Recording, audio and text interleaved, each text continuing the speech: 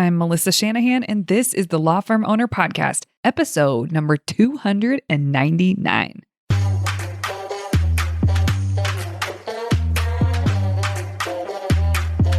Welcome to the Law Firm Owner Podcast, powered by Velocity Work, for owners who want to grow a firm that gives them the life they want. Get crystal clear on where you're going, take planning seriously, and honor your plan like a pro. This is the work that creates velocity.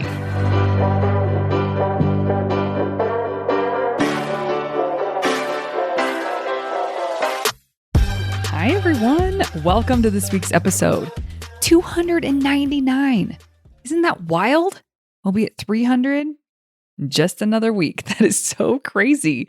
How fun. It's so fun to hit milestones, isn't it?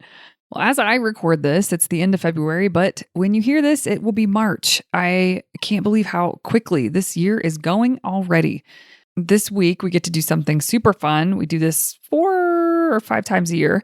We do Mastery Group Live, and for Mastery Group members, they have the opportunity at no cost other than their travel to come to Denver, to our headquarters, to our new awesome retreat suite where we get to work with them, and we cap it at just a small number, 5 per. That way I really do get one-on-one time and I can be as helpful as possible to everyone, meet everyone where they are. But we are thrilled that people are coming in this week. So looking forward to that. Speaking of Mastery Group is going to be opening towards the end of March, and we are getting ready. We have improved once again, and by improved, I'm saying tweak. We revamped our onboarding last fall, led 2 cohorts through the new onboarding, and it's so much better than it used to be. And we thought we were doing really great back then, but now we have new ideas based on how members have been moving through onboarding. And so we are making some tweaks to make it even better. We care deeply that you feel like you get your hands around the things that you need to get your hands around when you come into Mastery Group, and you are able to focus on what matters the most.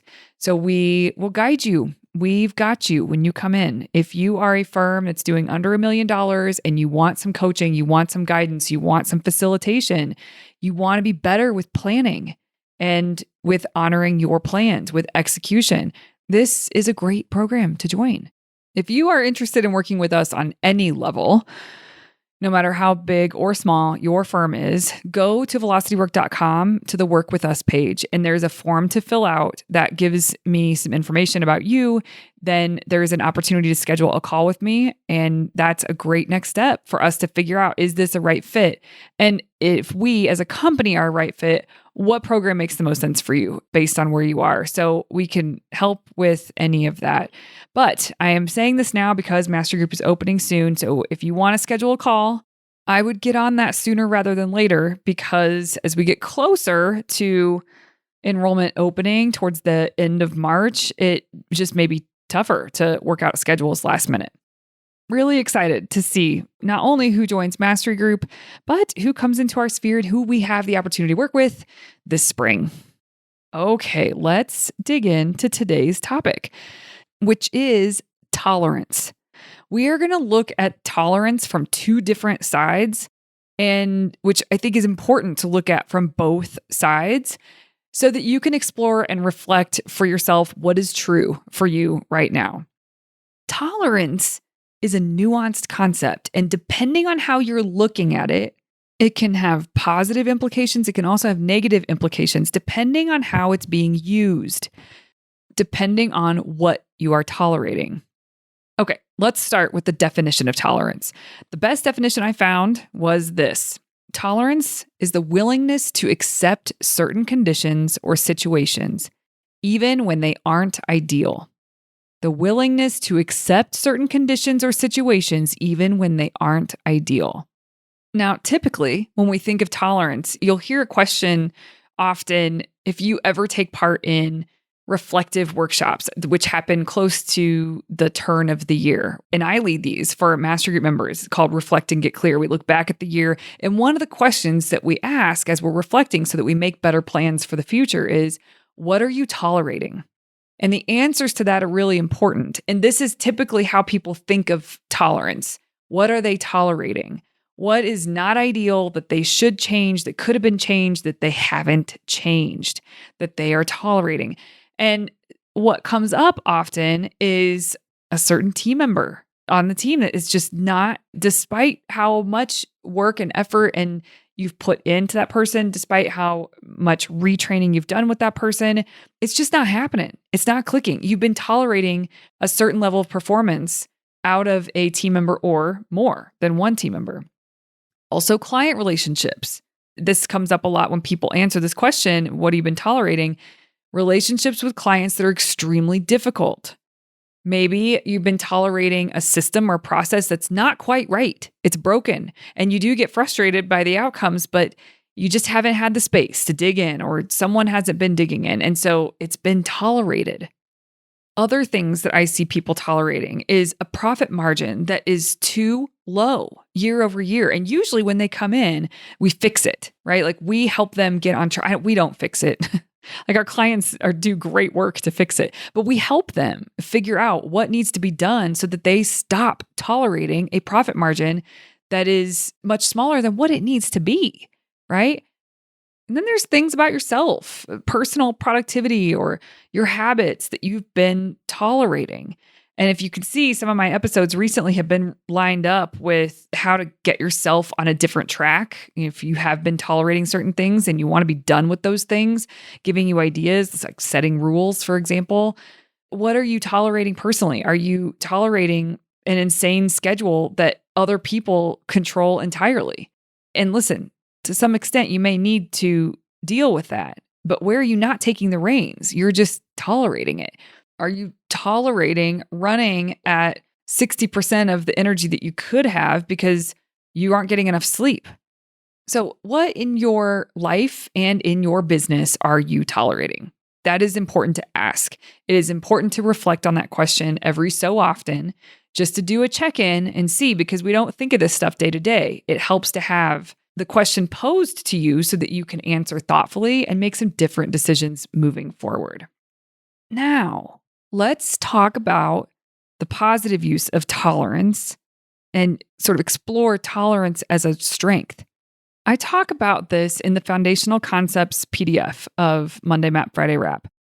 How important it is to allow discomfort, to be okay with discomfort as an override to an urge that you get that is going to pull you off of a path that you want to be on. So another way to say this is you've made some decisions about what you're going to do, how you're going to show up, or what time you're going to show up for something. And it comes time for that thing and you don't feel like doing it. There is an urge to not do it. There's an urge to abandon your plan. And it is uncomfortable when you feel that to stay with the thing that you said you were going to do. It requires that you feel discomfort. And as I'm saying this out loud, I'm having the thought, like, that does not sound hard. But if you know, then you know, it is very difficult to do this. It gets easier the more you train yourself, but then you just find new levels of discomfort that you have to really practice this stuff all over again with. But when you are practicing this, it feels very difficult. Sharing how this feels for me when I am experiencing discomfort, like I really, really don't want to do the thing in front of me, whether it's because I'm not in the mood to, whether it's because it feels hard, whether it's because I'm making up an excuse that I don't have time, whatever it might be. There are times that it feels intense enough, the discomfort, to actually sit with it and not just abandon my plan, which would provide relief internally. It would feel like, okay, we'll do it tomorrow. That's relief. And that is what your brain tried to get you to do. It's like I talk about the different parts of the brain in this PDF, but your lower brain, that is what it's trying to get you to do, is the path of least resistance. It wants to stay safe. It wants to stay comfortable. It doesn't see a reason to go outside of your comfort zone. Whereas your higher brain, your prefrontal cortex, absolutely gets it. But it takes for you to override with your prefrontal cortex, override the lower brain, override the urges that kick in. And so that feeling for me, there are times, and I would say this happens at least once a month, where I want to crawl out of my skin. I want to do anything else than the thing I'm supposed to do in front of me. And for me, it produces agitation, for real agitation, not just irritated. No, like almost anger, but it's not quite anger. I'm not yelling at people around me, but it does not feel good inside. But the second you get going, the second you drop into whatever it is that you were supposed to do, about 2 minutes in, you sort of get focused and that feeling dissipates. Which, by the way, is why it's so important that you have tactics to be able to drop into the thing that you are supposed to be doing quickly. So depending on what you're working on, that could be like a certain playlist if you're doing work that is okay for you to have music on, but it could be a certain kind of playlist. It could be going to get I love Spindrift, going to get a Spindrift and sit down and dig in. Like there has to be, I try to attach something to it that allows me to drop in more quickly, like something that makes it better than it would be on its own. But there is a ritualistic aspect to it for me. So I know if I need to drop into a certain kind of work, then I will make sure my Spotify is open and ready to go. And I push play before I'm allowed to think about what I'm doing, right? So I already set the tone. How can you create the container? What do you need to do to create the container so it lets you drop in as fast as possible? If you have to sit there and think about, what right now could make this better? What could I do to really drop into focus? You're wasting time. And you know what? You're probably going to talk yourself out of doing the thing that you're supposed to do. You need to think through this stuff beforehand. You need to have a plan for feeling this way. Expect that you're going to feel this way so that it's not a problem when it shows up. You know exactly what to do. You know exactly what to turn on. And that can make a big difference. So that's sort of a side note, but I'm just thinking through if I'm trying to impart some experience here and hopefully some level of wisdom to you guys about this practice and how important it is. You have to set yourself up to win at this. Easy mode versus hard mode, like I talked about a few weeks ago. Thank you, Shane Parrish. So how can you make sure that you don't have to experience the discomfort for quite as long as you would if you didn't have something to allow you to drop in more quickly? Okay. But going back to tolerance, this is important because you need to be able to tolerate the discomfort, but it's for a purpose, right? It's because you know a result you want to line yourself up with, so you need to do these things. And when you don't feel like doing them, but you're going to stay with it anyway, you are tolerating discomfort. And that is a meta skill. That is a skill that many people never fully develop. They never challenge or exercise themselves with. They have made it just fine in life and they don't feel the need to really push further on their current boundary with discomfort. Or there's a great book called The Big Leap by Gay Hendricks, and he talks about an upper limit problem that people experience. And he talks about it in many facets. But one of the things he says in there is that you have a thermostat for how much discomfort you are willing to feel. You can crank up that thermostat, but it takes intentionality. It doesn't just happen. You really have to exercise, practice, and your awareness, increase your awareness so that you can have a new set point with your thermostat. And in this case, we're talking about discomfort, but he talks about it with all kinds of things.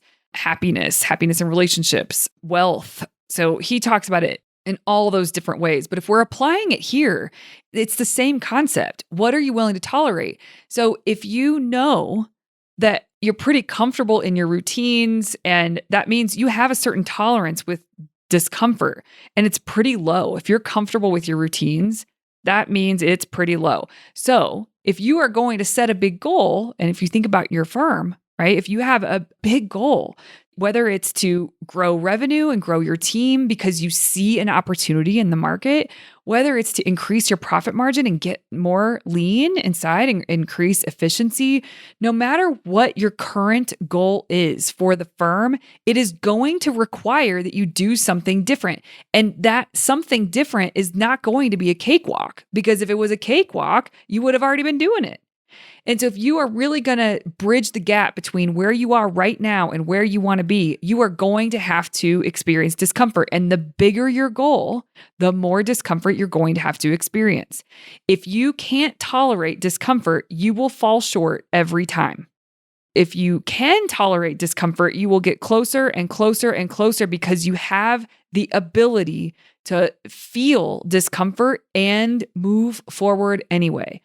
Now, again, this is a skill that's developed. It is not something that just happens overnight, and it's not something you're stuck with either, wherever you're sitting right now. You can develop this. So when I'm talking about bridging the gap between here and where you are, which is going to require things of you that are uncomfortable. It may require you firing people. It may require you to hire people. It may require you to get outside of your office and go do more networking and schedule more lunches and really seek out relationships with referral partners. And for some people, that's not easy. They would rather not do that. It's going to require that you experience discomfort for the sake of the goals that you have set, for the sake of the results that you want to create. Again, going back to tolerance, it is a positive use of tolerance. And it's a strength to have tolerance for discomfort because it develops resilience. And it's not just the discomfort in a moment when you don't want to do something, but it's the discomfort of experiencing the challenges that you will invariably face on your way to getting from here to where you envision yourself to be. There's going to be setbacks. There's going to be challenges, and that is not going to be comfortable, and you're going to keep going. So if you have a high tolerance for discomfort, it's going to increase your resiliency. Also, something else I see, and I have also experienced myself, is that if you have an increased tolerance for uncertainty and ambiguity to some level, and we try to reduce that as much as possible, but there are certain things that are uncertain. So if you don't have tolerance for that, you will stay in a small little circle of things you know you can control and you can have absolute certainty around. At least that's what we tell ourselves. We don't actually have control and we can't have certainty around everything. But you will keep your world small if you don't have tolerance for uncertainty and ambiguity and sort of the mystery of how things are going to unfold. Then you'll have a very hard time playing bigger than what you're playing right now. Okay, let's also talk about tolerance from the perspective of staying on track. We already touched on it a little bit with setbacks and challenges, but if you have the ability to tolerate discomfort, that can prevent impulsive decisions. And impulsive decisions don't have a ton of room in a really well thought out plan. You know, you're the owner and you can make whatever decisions you want to, but that's not typically how this should go. We make a plan so that then we execute on the plan. And then when it's time to lift our head and look back and review the quarter and then think forward for the next quarter, that's when you make decisions. In between the quarters, you try to decrease the number of decisions you have to make. That is not the time for it. There's a time to make a plan. There's a time to honor the plan. And if you aren't good at being able to follow through and honor the plan because you get this impulsive idea, which, by the way, is an urge to take you off track. It is an urge to not focus on the thing that you said you were going to focus on. So when you feel that, if you can't tolerate the tension there, the discomfort of, I had this idea, I really want to do this idea, but I had this plan that I said I was going to do, and be able to stay on track towards the plan that you said you were going to do, it's going to be very difficult for you to bridge the gap from where you are now to where you say you want to be, because that cycle, that pattern will show up time and time again, no matter where you are with things. So I hope you can see where this is a meta skill. The more you can learn to experience discomfort, the better off you will be. That is playing the long game. If you don't have the ability to tolerate the discomfort of staying the course, and we're not talking about years, guys, we're talking about 90 days. We're talking about a quarter. Now, a quarter is a stretch of time, so I don't want to dismiss that it's not easy to stay the course for 90 days. A lot of people have trouble with that, but the more I work with someone and the more advanced they get, the more that they grow themselves personally and as a leader and as an owner, but also their firm, they have an easier time. They have flexed that muscle enough that 90 days is not difficult for them to stay committed and resist the shiny objects that will pop up in front of your face. So, all this to say, your ability to tolerate discomfort on the way to a result that you want to create, on the way to a goal you want to achieve, on the way to a vision you want to see realized, your ability to tolerate discomfort all along the way, all along that path, is directly related to the level of results that you will achieve for yourself. As I'm talking to you guys about this, there's people popping in my head who have exercised this and have created a tolerance level that is very different than what they used to have. And I've watched it over the years. There are certain members and clients that, whether it's an acquisition of another firm and all that comes with that, like that is a bold move. That is not easy, but it is a part of the vision that they have for themselves. And so that is a step that they're taking. And thinking of this certain client, I have watched their capacity increase to be able to tolerate more and more and more bigger problems, bigger issues, bigger challenges, bigger barriers, bigger setbacks, all of it, and bigger wins, quite frankly. So handling all of that with grace. And that is because there is an ability to tolerate all of that, to be able to have capacity for all of that. And it's not comfortable. You know, it's funny. I didn't think of this at the top of this episode in my outline. This isn't in it anywhere. But as I'm talking through this, what's funny is that when you reflect on the first version of tolerance we were talking about, when you reflect on what are you tolerating that you don't need to be tolerating anymore, you can stop tolerating it. You can make decisions that will get you out of that mode of tolerating an unideal circumstance that doesn't align with where it is that you want to go and where you want to be. When you make those decisions, those usually require courage. Those usually are decisions that aren't comfortable to make. And so then automatically, when you make those decisions to get out of the mode of tolerating unideal circumstances within your firm, what you do with that is push yourself into a different kind of mode that is going to require tolerance on the positive end of the scale, like we're talking about. It's going to require tolerance of discomfort to make those moves that you need to make that you've been sitting on. And really, I mean, that's kind of the same thing as saying, one thing I talk a lot with members and clients about is there's discomfort no matter what.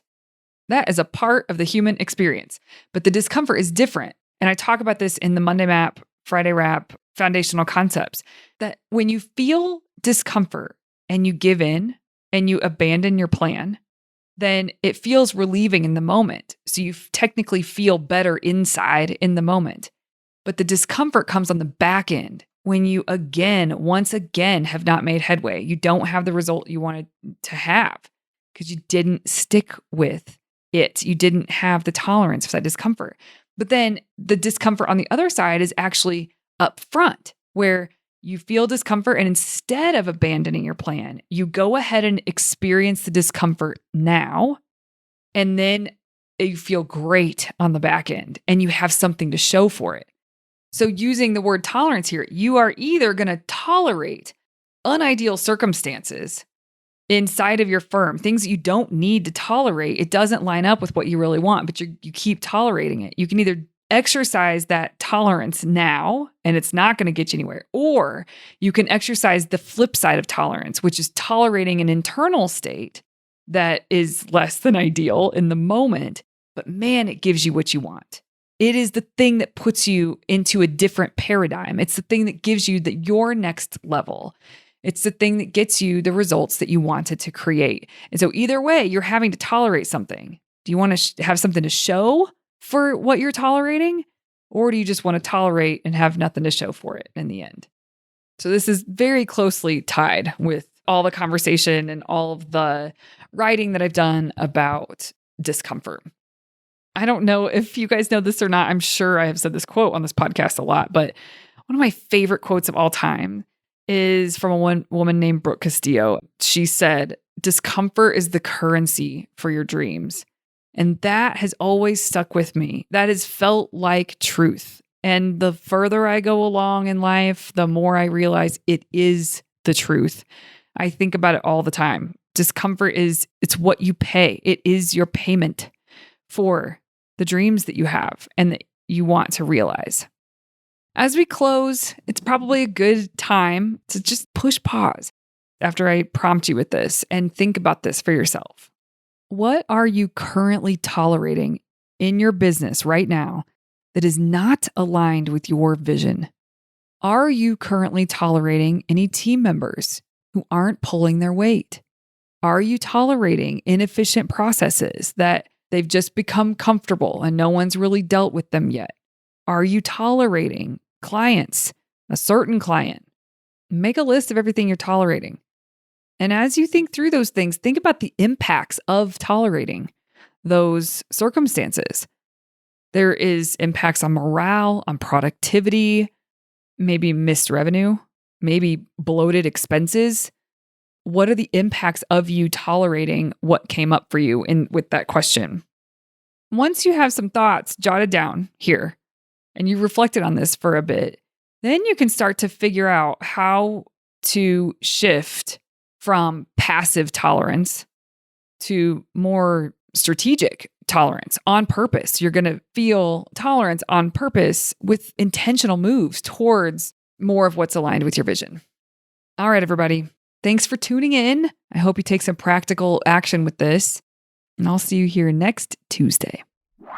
Hey, you may not know this, but there's a free guide for a process I teach called Monday Map, Friday Wrap. If you go to velocitywork.com, it's all yours. It's about how to plan your time and honor your plans so that week over week, more work that moves the needle is getting done in less time. Go to velocitywork.com to get your free copy. Thank you for listening to the Law Firm Owner Podcast. If you're ready to get clearer on your vision, data, and mindset, then head over to velocitywork.com where you can plug in to quarterly strategic planning with accountability and coaching in between. This is the work that creates velocity.